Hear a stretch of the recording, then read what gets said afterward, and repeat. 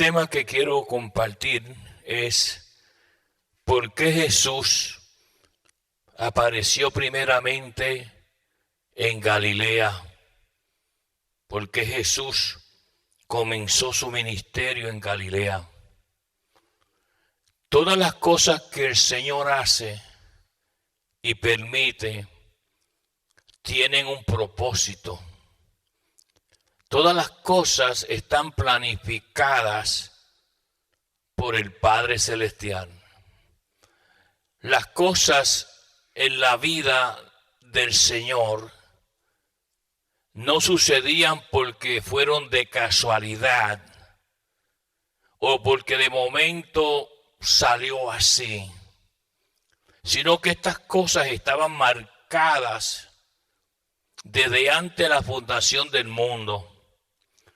Si el creyente verdadero aprende esto, se dará cuenta de algo, de que lo que pasa en su vida tiene un propósito.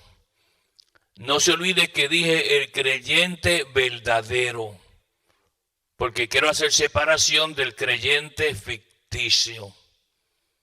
Y es importante entender bien por qué Jesús apareció primeramente en Galilea y hizo su ministerio en Galilea.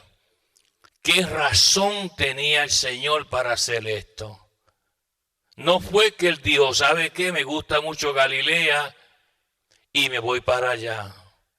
Allá está el mar de Galilea, allá puedo comer buen pescado. Nada de esas cosas fue. Antes que esto pasara, ya estaba planificado en la mente de Dios porque él tenía que comenzar su ministerio en Galilea. Muchas veces nosotros pues no somos estudiantes bíblicos y leemos la palabra, bueno, no nos interesa por nada, por cierto, y vivimos una vida completamente pobre en términos espirituales. Para entender esto hay que conocer un poquito de historia y quiero que entienda algo. El profeta Isaías tuvo un mensaje para el pueblo de Dios. En Isaías capítulo 9, los versos 1 al 2. Ahí es que comienza esto, alabanza en nombre del Señor, para que usted entienda por qué Jesús tuvo que comenzar su ministerio en Galilea. Y también para que usted entienda por qué usted está aquí. A veces usted llega aquí y usted mismo ni sabe por qué. A veces usted tiene hasta ciertos planes ya en su mente y dice, cuando yo logre esto, logre lo otro, pues me voy para mi país. Y eso nunca va a pasar. Porque si Jehová tiene propósito con usted, por alguna razón u otra, sus planes se van a derrumbar. No importa lo que usted diga, no importa lo que usted haga, no importa que usted tiene planificado, amén, construir una casa en su país, o comprar tierra en su país, o comprar animales, bestias, vacas o caballos en su país. Nada de eso va a pasar. Porque cuando Jehová hace las cosas, las hace ya planificado desde antes de la fundación del mundo. Ahora, yo quiero que usted mire cuidadosamente por qué Jesús tuvo que comenzar su ministerio en Galilea. Si usted mira en Isaías capítulo 9, verso 1 al 2, mírelo bien, lea la palabra, estudie la palabra, dice, mas no habrá siempre oscuridad para el que está ahora en angustia. O sea, ahí estaba hablando de una angustia, de un dolor. Y luego dice, tal como la aflicción que le vino en tiempos que livianamente tocaron por primera vez la tierra de Zabulón y la tierra de Neftalí. Usted sabe que estas dos tribus, en los tiempos antiguos testamentarios, eran lo que es Galilea en los tiempos de Jesús. O sea, que Zabulón y Neftalí eran territorios en el Antiguo Testamento que en el Nuevo Testamento era lo que es Galilea. Se da cuenta que hay un dolor y una aflicción, dice, en la tierra de Zabulón o Neftalí, lo que en el Nuevo Testamento es Galilea. Ahora nótese que dice, pues al fin llenará de gloria el camino del mar, de aquel lado de Jordán en Galilea de los gentiles. Está diciendo, Dios decidió manifestar su gloria, amén, en lo que fue Zabulón y Neftalí, pero que en el Nuevo Testamento es Galilea. Ahora, nótese que sigue diciendo, el pueblo que andaba en tinieblas vio gran luz. Mire esto. Los que moraban en tierra de sombra de muerte, luz les resplandeció sobre ellos. Entonces, ¿qué fue lo que pasó? ¿De qué está hablando el Espíritu Santo en la tierra de Zabulón y Neftalí, que es Galilea en el Nuevo Testamento? Debe explicarle para que usted entienda esto. Alabanza en nombre del Señor. Esa gente de ahí, en los tiempos del Antiguo Testamento, comenzaron a pecar tanto y tanto con Dios. Empezaron a blasfemar al Señor. Empezaron a destruir el testimonio de Jehová. Ellos hicieron grandes aberraciones contra Dios. Y ellos nunca esperaban de que Dios mandara un azote sobre ellos. Ese es el error que comete mucha gente, que peca contra Dios y hace cosas ocultas. A veces hasta hace falta la iglesia para hacer cosas que usted sabe que no debía de hacer. Pero usted hizo cosas, y como la palabra dice en el libro de Números, y si así hacéis, tu pecado te alcanzará. Esta gente de Zabulón y Neftalí, antiguamente, en el Nuevo Testamento Galilea, hicieron barbaridades contra el Señor.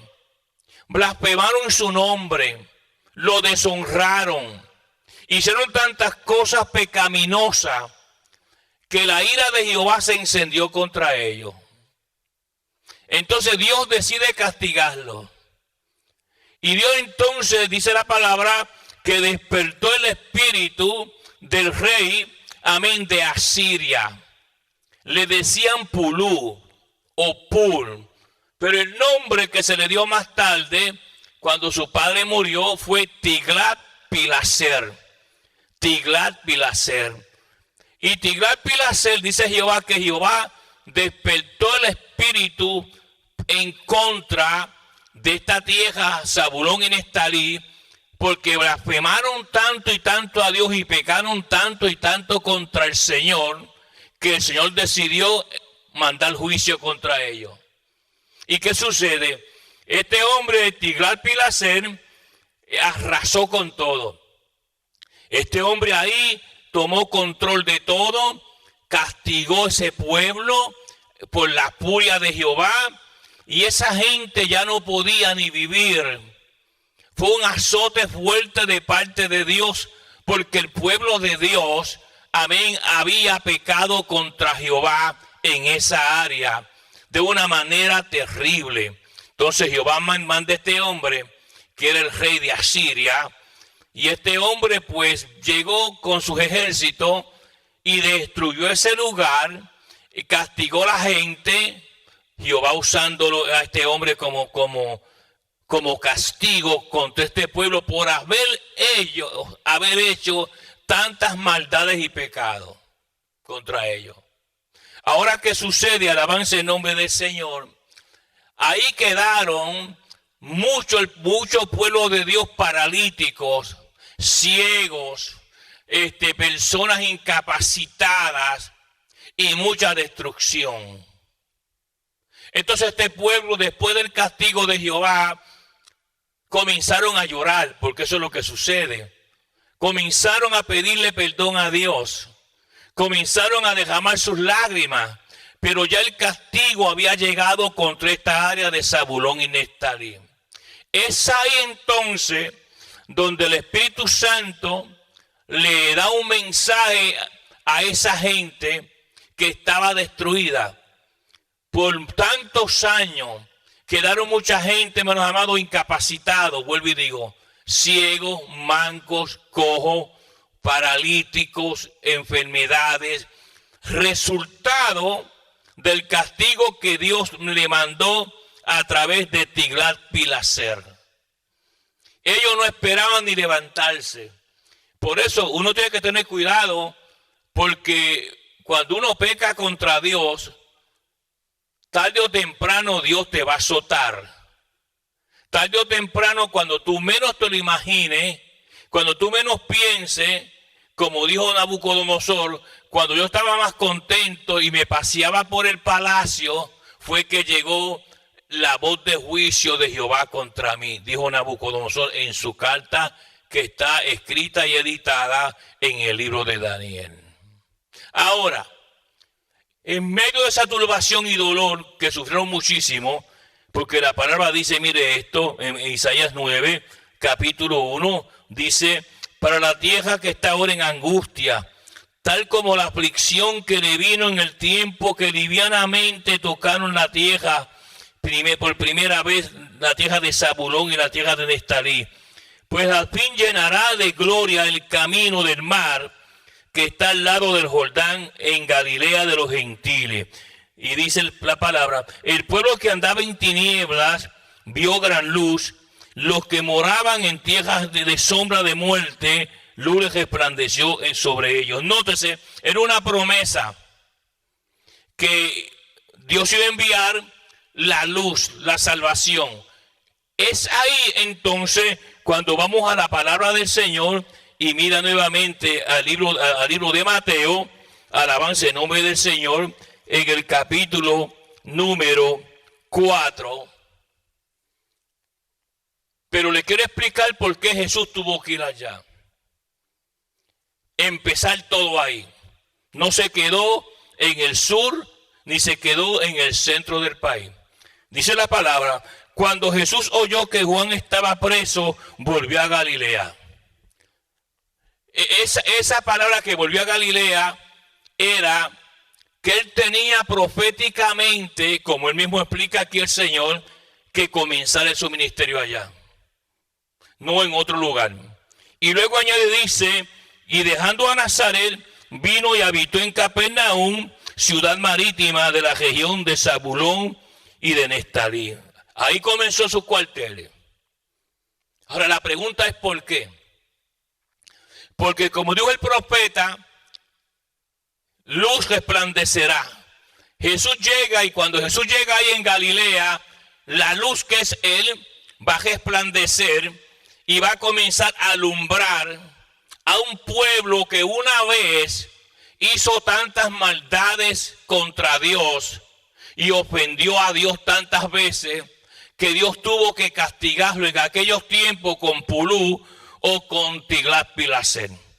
Y dejó ahí un montón de gente a través de las edades destruida, enfermedades, plagas, muchas personas incapacitadas estaban allí. Ahí habitaba el dolor, ahí habitaba, hermanos amados, ¿cómo se llama? Ellos vivían en una miseria, eso era lo que había ahí. Ahora, cuando Jesús llegó y se mudó para el área de Galilea, dice la palabra del Señor, y dejando a Nazaret vino y habitó en Capernaum, ciudad marítima, en la región de Zabulón y de Neftalí, para que se cumpliese lo dicho por el profeta Isaías cuando dijo, se da cuenta, era profeta, era profético que Jesús tenía que ir primeramente a esa área y a mostrarle su amor y su salvación a la gente que una vez mismo el Señor tuvo que castigar. ¿Se está dando cuenta? Ahora, es importante que esto también lleve un mensaje espiritual para nosotros. Porque las cosas que Dios hace, Él tiene su tiempo, Él tiene su forma. Y yo le he explicado muchísimas veces que a veces el cristiano se desespera y porque Dios no hace esto, lleva mucho tiempo, yo sigo esperando, nada pasa. Ese es un cristiano inmaduro, una cristiana inmadura. Las cosas de Dios hay que dejarse en las manos de Él. Él sabe la razón y el porqué. ¿Ok? No nos da las cosas en el tiempo que queremos, porque como Él dice, porque te amo. Tú no sabes el futuro, pero yo sí sé las cosas. Y por eso es que hago las cosas así. Entonces, cuando tú ves que Dios te contesta, te sientes avergonzado y avergonzada porque tú no te comportaste como un cristiano, una cristiana genuina delante de Dios. Tú dudaste del Señor. Tú pensaste que el Señor era como tú, que se olvidaba de todo, que le contestó a Raimundo y todo el mundo menos a ti. Y eso es una blasfemia contra el Espíritu Santo de Dios. Ahora este pueblo, cuando Jesús aparece, pues Jesús aparece allí. ¿Y qué comienza a hacer el Señor? Comienza a traer la paz, a quitar la angustia, a sanar a los enfermos de tantas plagas. Porque la profecía decía, luz resplandecerá junto al mar. Está hablando del mar de Galilea. Ahora dice la palabra claramente, mire esto, versículo número 14, para que se cumpliese lo dicho por el profeta Isaías cuando dijo, tierra de Zabulón, tierra de Neftalí, camino del mar, al otro lado del Jordán, Galilea de los gentiles, el pueblo asentado en tiniebla vivió la luz. ¿Por qué? Ellos estaban en tiniebla, ellos pecaron grandísimamente contra Dios en aquellos tiempos. Ahora mire esto, y a los asentados en región de sombra de muerte, luz les resplandeció. Desde entonces comenzó Jesús a predicar y a decir, arrepentíos, porque el reino de los cielos se ha acercado. Comenzó, arrepiéntanse, para que no le venga algo peor, para que no le lleguen sus vidas lo que le llegó la primera vez livianamente. Aunque tuve que azotarlo, aunque tuve que destruir muchas cosas, fue por su propia culpa. Ustedes me ofendieron y yo no dejo pasar el pecado por alto. Alabanza en nombre del Señor. Y esa área, hermanos amados, ahí en Galilea, donde estaba Nazaret, ya tenía un dicho que la gente decía, aquí no hay nada bueno. Si usted mira en Juan capítulo 1, verso 46, Juan capítulo 1, mire la palabra del Señor, el verso 46, bendito el nombre del Señor, notará lo siguiente. Juan 1, 46, dice, Natanael le dijo, de Nazaret puede salir algo bueno. Le dijo Felipe, ven y ve. Ve la mentalidad que había. Ahí no hay nada bueno. En Nazaret, en esa parte de Galilea, que fue castigada por el Señor, tierra de Zabulón y Neftalí, ahí no hay nada bueno. Ahí todo es malo. Pero ahora cuando Jesús llega y comienza a perdonar y a sanar sus enfermedades y a quitar de ellos la opresión que el diablo le había puesto, que por esa razón fue que pecaron contra el Señor, bendito el nombre del Señor. ¿Qué sucede? Ellos comienzan entonces a tratar de buscar la presencia de Dios. Porque Dios perdona si tú verdaderamente te arrepientes. Eso fue lo que Jesús dijo. Arrepentíos de vuestros pecados, le dijo a esa área de Galilea. Arrepentido, lo que hicieron no me agradó, lo hiciste en secreto, lo hiciste calladito, calladita, pero yo te vi, yo estaba allí cuando tú estabas cometiendo esa fechoría. A mí no me engaña, dice Jehová, y lo que hiciste te va a costar a ti un juicio, y eso fue lo que pasó. Dios envió a este hombre y dice que Dios despertó el espíritu de Tiglat-Pileser y él llegó allá y comenzó a destruir y a matar y a crear situaciones que muchos quedaron heridos. Entonces Dios en su misericordia levanta al profeta Isaías y dice, no siempre habrá tinieblas para el área de Zabulón y Neftalí. ¿Por qué? Porque la gloria de Jehová se va a manifestar ahí un día. Pero pasaron muchos años. No se olvide que cuando Tiglat-Pileser atacó el área de Zabulón y Neftalí, fueron 800 años antes de Jesús. 800 años antes de Jesús. Tuvieron que esperar 800 años para que esta profecía de Isaías 9, 1 y 2 se cumpliera en Mateo 4. Vivieron momentos de angustia, de dolor, porque eso es lo que deja el pecado escondido. Angustia y dolor, maltratos. ¿Ve? Usted trata de esconder siempre las cositas, pero Dios se las saca a la luz. Contra el Señor nada oculto, hermano. Usted se queda calladito, no dice nada, y si le preguntan es no, pero Dios sabe que sí. Y de todas maneras no es el pastor que le va a castigar, es el Señor. Así que olvídese de mí en ese sentido, porque la justicia de Dios viene de arriba, no del pastor Orona. Ahora dice la palabra del Señor, volviendo a Mateo 4, nótese que sigue diciendo la palabra del Señor claramente. Estas son cosas que usted debe de aprender, sea Jehová glorificado.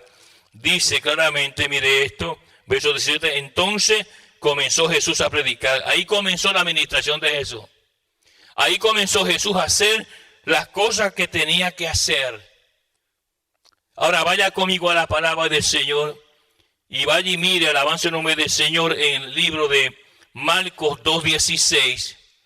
Marcos 2:16. Alabanza el nombre del Señor. Y 17.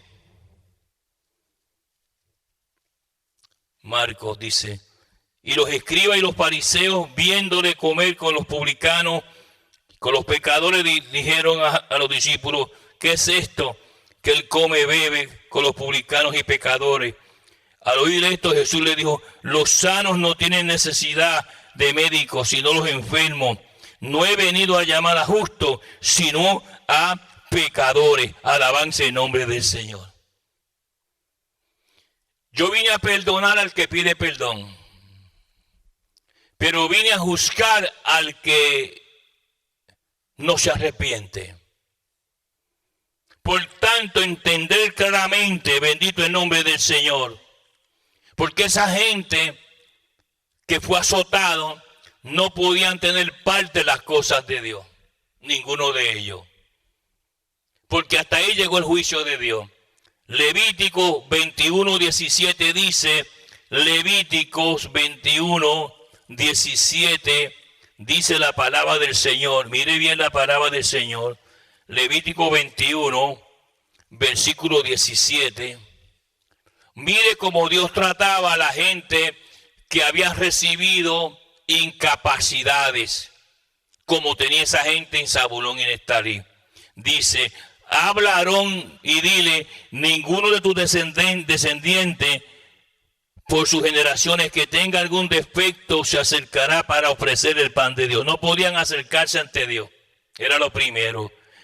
Porque ningún varón en el cual haya defecto se acercará, varón ciego, cojo, mutilado o sobrado, varón que tenga quebradura de pie o rotura de mano, que sea jorobado o sea enano, o que tenga nube en el ojo, o que tenga sarna o empeine o testículo magullado. Ningún varón que de la descendencia del sacerdote Aarón con el que haya defecto se acercará para ofrecer las ofrendas encendidas para Jehová. Hay defecto en él, no se acercará a ofrecer el pan de su Dios. Del pan de su Dios, de lo que muy santo y de las cosas santificadas podrá comer. Pero no se acercará tras el velo, ni se acercará al altar, por cuanto hay defecto en él, para que no profane mi santuario, porque yo Jehová soy el que santifico.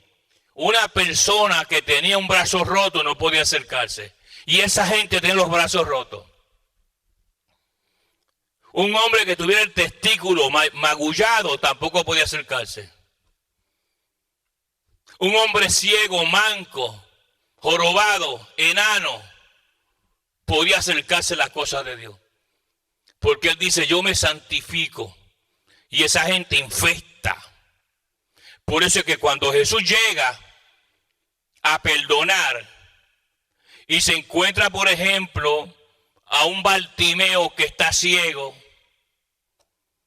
que no podía acercarse ni a 1000 millas a las cosas del Señor, Jesús le perdonó y le sanó. Cuando Jesús se acerca a un Zaqueo, que era un pillo, que le robaba a la gente, Jesús le perdonó porque dijo, hoy ha llegado la salvación a esta casa. Entonces, el castigo que recibieron esta gente por mano de Tiglat-Pileser en la tierra de Zabulón y Neftalí, estaba viviendo en una situación destruida. La pregunta es, ¿por qué Jesús fue a Galilea? Porque todos nosotros venimos de Galilea. Todos nosotros estábamos igual que estaban ellos. Ciegos, cojos, mancos. Fuimos azotados por Satanás hasta el día de tu conversión. El día de tu conversión Jesús te perdonó porque luz resplandeció en tu vida. Los primeros años de tu vida que tú no eras convertido, tú eras una hija de Satanás. Eras un hijo de Satanás. ¿Cuántas veces, cuántos años fuiste sierva de Satanás? ¿Cuántos años fuiste siervo de Satanás? Eras un borracho. Eras un mujeriego. Salía de las barras borracho, apestoso alcohol. Un hijo del diablo. Y de esa pudrición, cuando Jesús llegó a tu vida, te sacó a ti de ahí.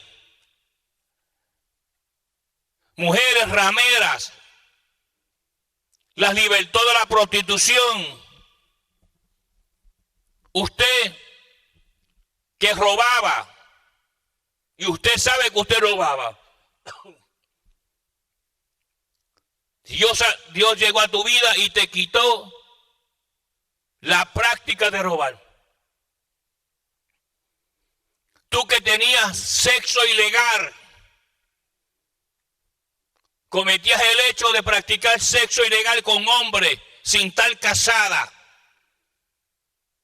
Y estaba calladita y calladito. Cuando Jesús llegó a tu vida, te sacó a ti de esa porquería.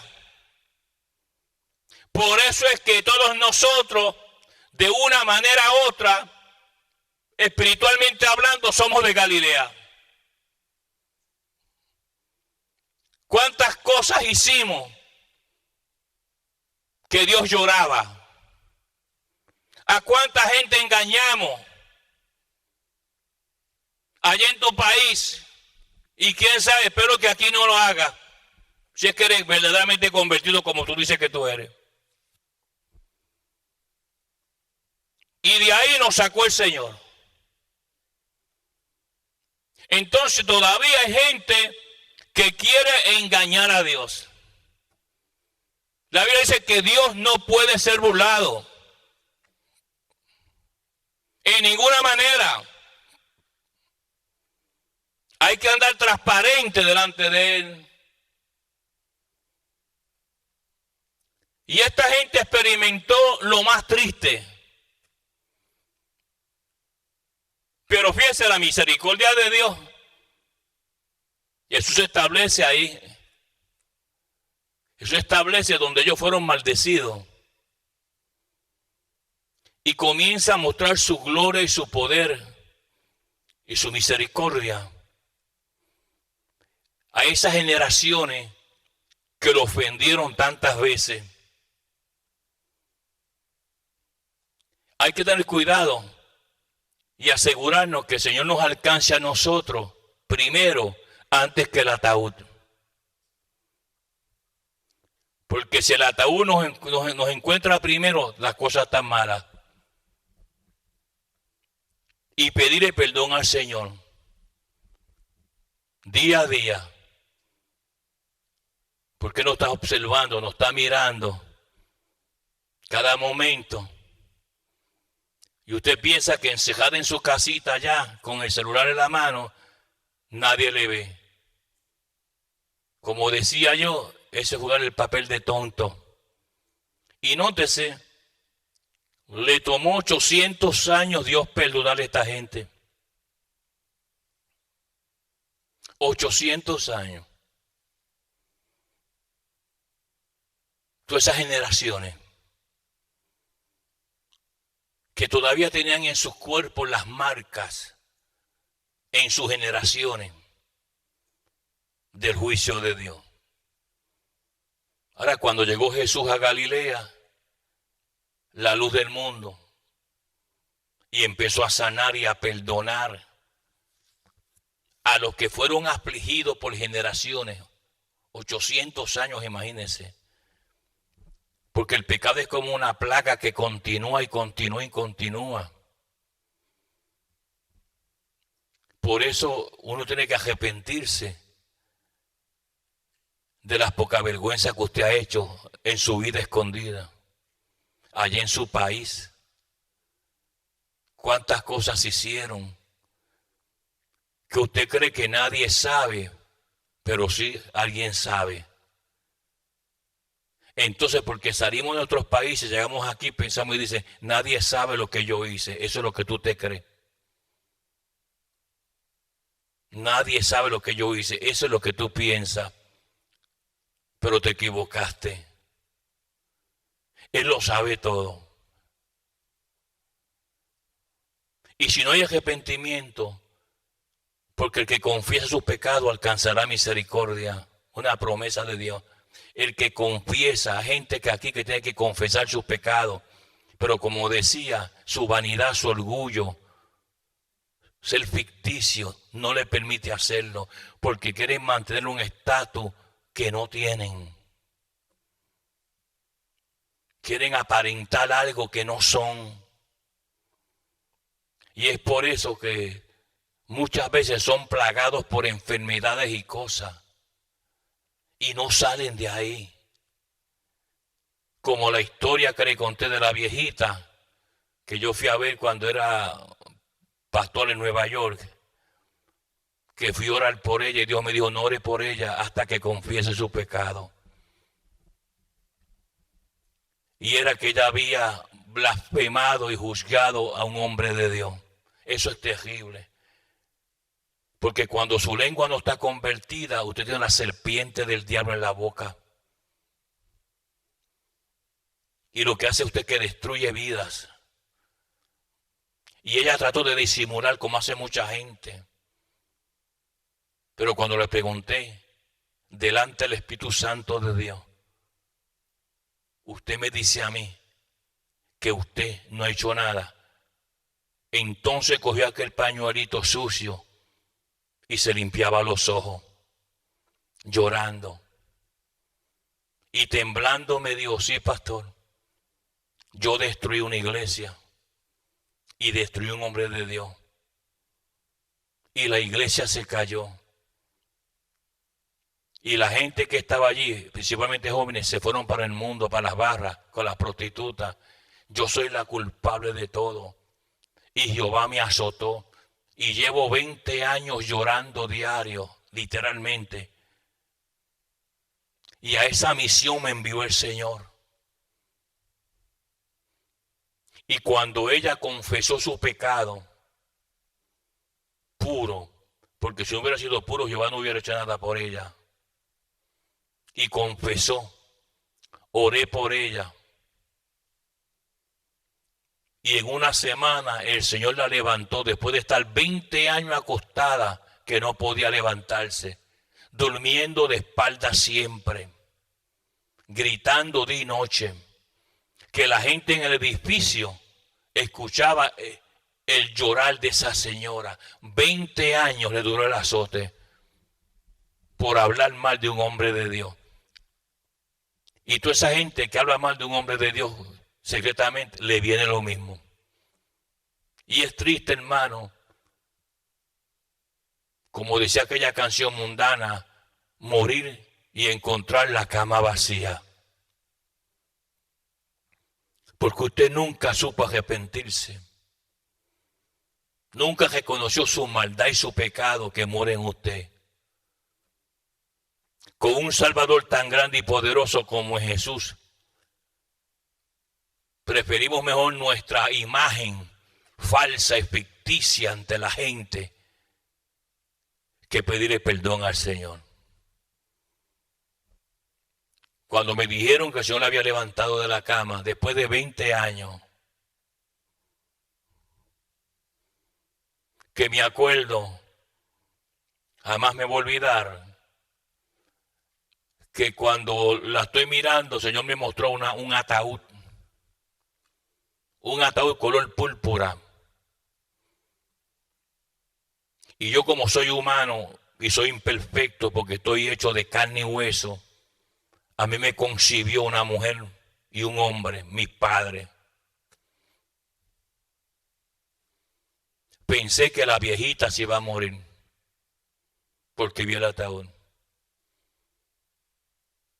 Pero mire lo que hace el Señor.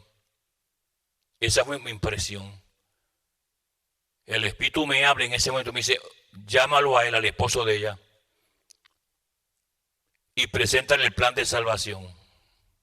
Que yo le dejé el plan de salvación a él. Cuando le fui a dar el plan de salvación, me dijo, no, pastor, yo no quiero nada de eso. Dice, no estoy interesado en plan de salvación, ni en Cristo, ni en nada. Cuando me dijo así, yo sentí algo en mi corazón. Me dijo, no le hables más. No le hables más. Mire qué cosa rara. El domingo siguiente me llamó una hermana de la iglesia a mí y me hizo una pregunta rara. Me dijo, pastor, ¿sabe quién se murió esta semana? Pues yo asocié inmediatamente que era la viejita. Eso fue lo que yo pensé. Porque como estaba tan enferma, Dios la sanó, pero estaba tan viejita. Yo le dije a la hermana, se murió la viejita que yo fui a visitar el domingo. Me dijo, ella no, se murió él. Jehová lo taló. Lo raro del caso es que cuando vamos a la funeraria, fui por cortesía, porque no era miembro de mi iglesia ni cosa por el estilo. Pero como la viejita se arrepintió, yo fui por complacer a la viejita. Cuando llegué a la funeraria y miro, qué sorpresa me llevé. El ataúd que yo vi en la casa de la viejita era el mismo que lo tenían al viejo en el ataúd, púrpura, idéntico. Ahí estaba muertecito. Hoy día debe estar en el Seol, esperando el día del gran juicio. Y estas cosas se las cuento, y a ustedes también, donde quiera que usted esté, para que usted se dé cuenta que con el Señor no se juega. Usted tiene que ser transparente con el Señor. Déjese estar mintiendo, inventándose cosas y hablando malo en la casa de Dios. Evítese que Jehová le corte su calendario y deje sus hijos o sus hijas solo y usted está 7 pies bajo tierra. La paz de Dios con vosotros, la bendición de Jehová abunde en sus vidas. Amén, gloria a Dios.